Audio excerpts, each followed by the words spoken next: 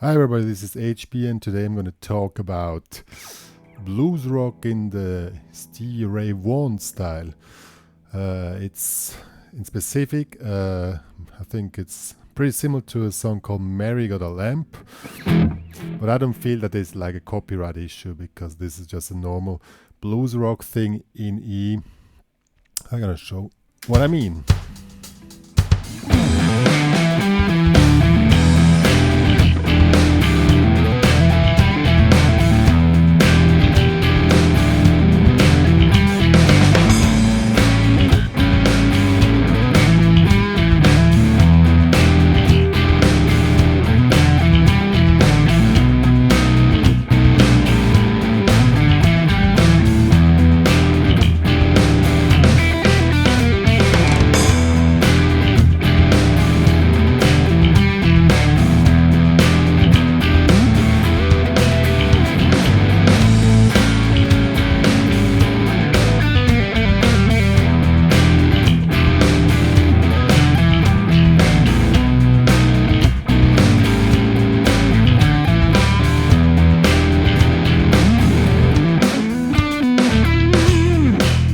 And so on. I'm going to talk about the main pattern which is happening and how to improvise with only drum and bass, which is not really easy. Has a few tricks to know in this specific Stevie Ray Vaughan style or this specific blues rock style, whatever you want to talk about it. So let's check it out. This tune or this kind of playing is a normal blues, a blues rock or blues funk, whatever you want to talk about it, in E, using 3 chords: E7, sharp 9, known as the Jimi Hendrix chord, but jazzers know this just as a dissonant chord. Here, 7, 6, 7, 8. Then we have a A7, but we make a short one. Here in the 5th fret, we skip the A string 5th and ring finger in the 6th, on G string in just 3 strings, and of course the B7. So these are the chords, normal blues in E, E, A and B. Now there's a pattern or a little single note line at the beginning.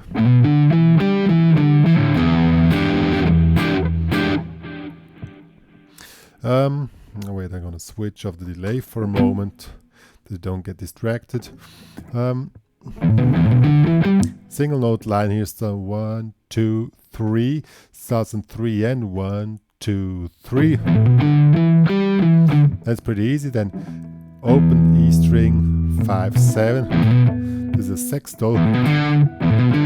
Then 5, 7, 5, 7, 5, 7. Open E string and then chord. That's the way it works. 1, 2, 3.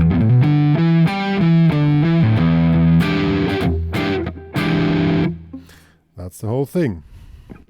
You better really work on the single note line because this is the entry line of all chords. So that's how it works.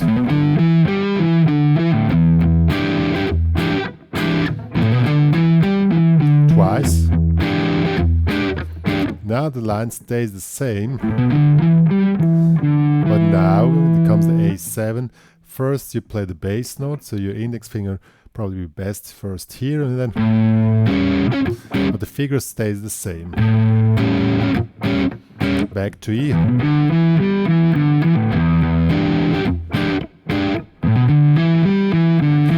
Then comes B7, and here's a little difference. First the bass, and the last one is A7.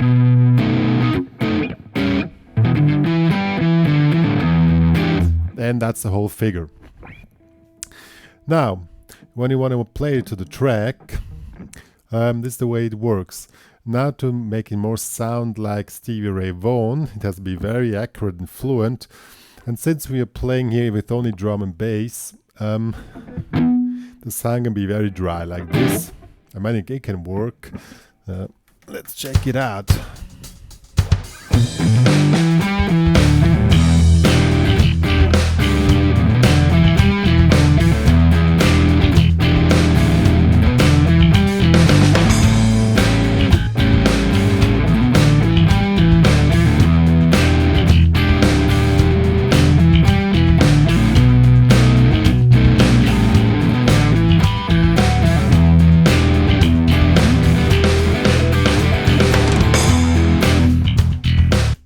So you can do with or without delay. I would prefer working with delay set on the quarter note of the, this is the quarter note or the quarter speed of the track. Now, when we want to get more in the Stevie Ray Vaughan stuff, there are a few things you need to know. He was the original is in E flat, so the whole guitar is 2.5 step, but that we're not doing this here now. Now we're going to add some stuff in between. Now comes a trick. You keep the main pattern in your mind. This. And then you skip everything else. And now you have a lot of space for improvisation. And there you can fill in any kind of stuff. And we're going to check out this here. So first we play the main pattern. This goes like this. A lot of space. See?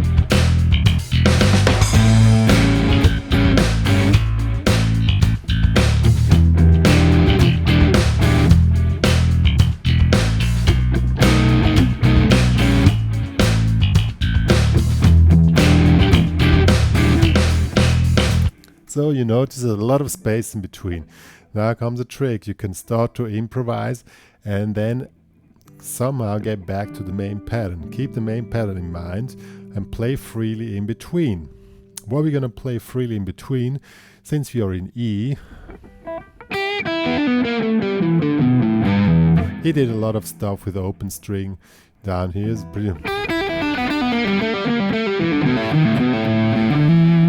Very fluent, but a lot like.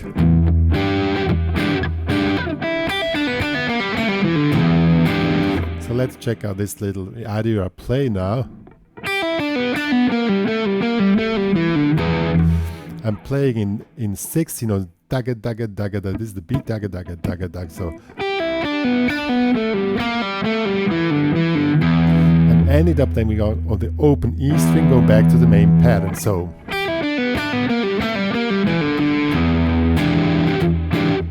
that's how it works. The dagga dagga dagga dagga dagga dagga dagga dagga dagga. Or you can play anything else like this, I don't know, like, or just on.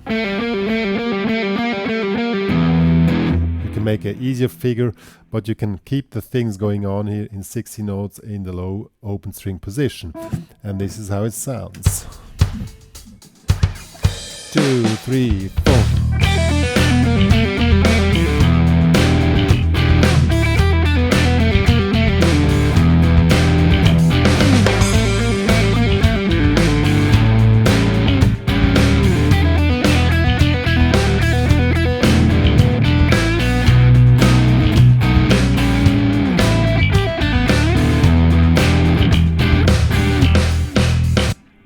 Now you noticed I missed one of the chords. That doesn't really matter. As long as you keep the main structure up, setting those chords in the right timing position, it doesn't really disturb. When you skip one, then you can make a longer soloing on that one here and come back to the main pattern. And this figure with the open string really works well to create a lot of tension and speed. You can move up the E minor pentatonics. Something like this. Comes a little bit from classic rock, but it also works on blues or blues rock. And then go back. You really can create a lot of tension, or even with the main pattern. If you want to make a variation on the main single note line, as I heard on some of Stevie Ray Vaughan's recordings. So you make the first like, the second one. And then you create this really great feel of fluency and accuracy on the guitar. So this is the first good idea which works with the open strings. You can use any kind of position, or what I also like to do is here working on like on a D string. And then here on the A string 2, 5, and then move up to 7. So works really cool. Yo, so let's check it out with the track. You can make longer solos like this.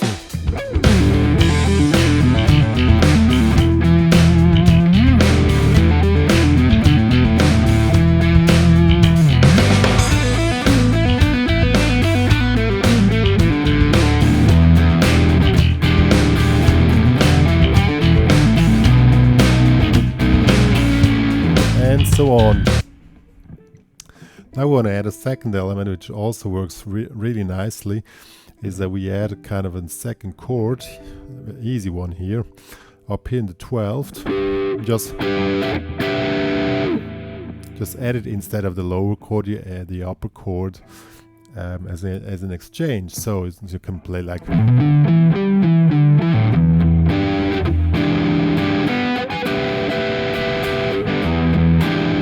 Fill it up with the upper chord. Now if you want to really make it sound dirty, you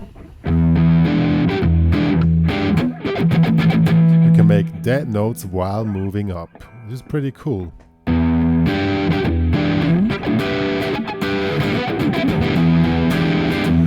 Really can create a lot of tension. This is what Stevie Ray Vaughan did a lot, just working with those dead notes, or like moving them like around the fret, but just with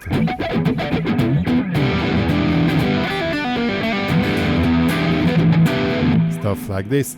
And I just press it into this track, and then we have it together, kind of a blues rocky Stevie Ray Vaughan style. It can be any kind. I mean, he's not the only only blues player who play like this, of course, but he's the most famous. Was the most famous. So that's how it works.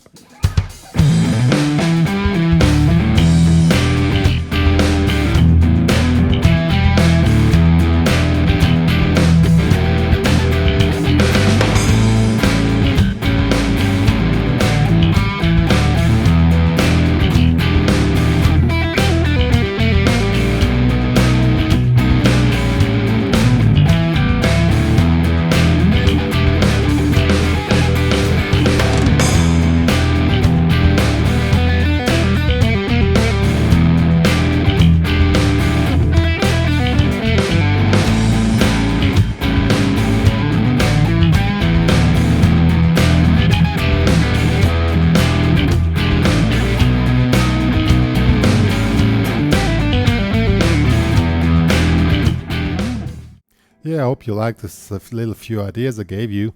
You can, if you want to work with the backing track I used, just continue with the video, because I'm going to end the jam track at the end of this video. I mean, it's just drum and bass. I mean, you're going to work it at your own, but that way you have something to work with. If you want to make it sound even more wild, you can add the wah-wah. I can play on the closing with the wah-wah. That's why I went on the. You can do the same thing with wah-wah, and that sounds pretty cool.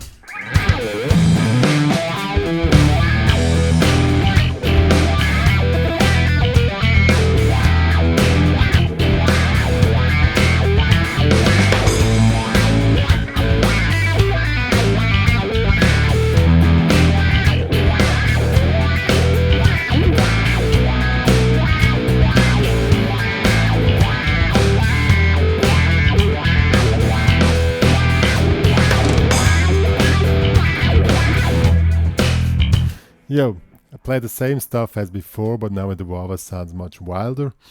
That's the great thing with the wah-wah, that's why I love the wah-wah, because I like to sound wild, probably you too. So you better get a wah-wah if you don't already have one. So I hope you enjoyed my little tutorial here, and we see you some other time. Bye.